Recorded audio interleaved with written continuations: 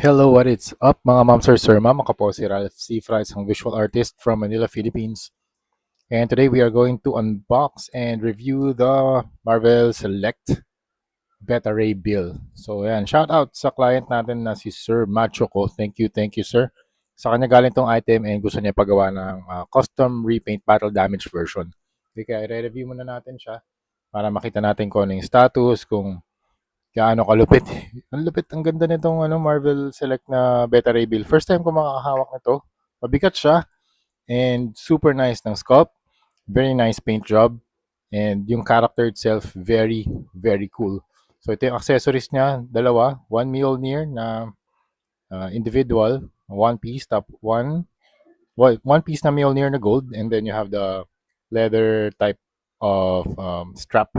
Tapos ito naman, very nice Mjolnir spinning effect na pwede niya hawakan dito. Let's do that later. Ganda ng pagkakagawa dito. Dito translucent, so you have the golden Mjolnir.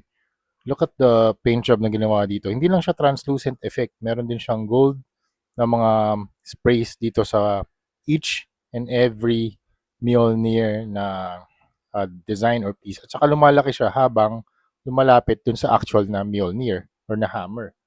Okay, so dito maliit, small, dito medium, and then large. So very nice spinning effect. Lalo na pag naka-equip na dito kay Beta Ray Bills. This Beta Ray Bill stands around 8.5 inches, tapos hanggang 9.5 inches to si halos 10 inches na rin to pala. Halos 10 inches na from feet hanggang dito sa kanyang top of his head armor. Very nice head armor design. Parang mga Roman style head armor na style. I think this is some sort of hair, or some type of fiber na pwedeng i-equip dito sa top of the head. Tapos you have the wings dito sa side, and then you have the white eyes, and then you have the mouth. The tongue is very desaturated red, para na siyang maroon.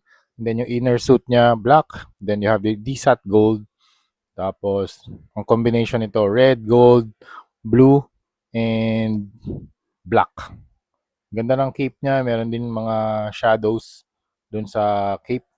And then, stick din ng part na to, itong mga some type of hair dun sa kanyang head armor. Tapos, meron din siyang gauntlets, gold belt, have circular part dito sa kanyang belt, and then two circle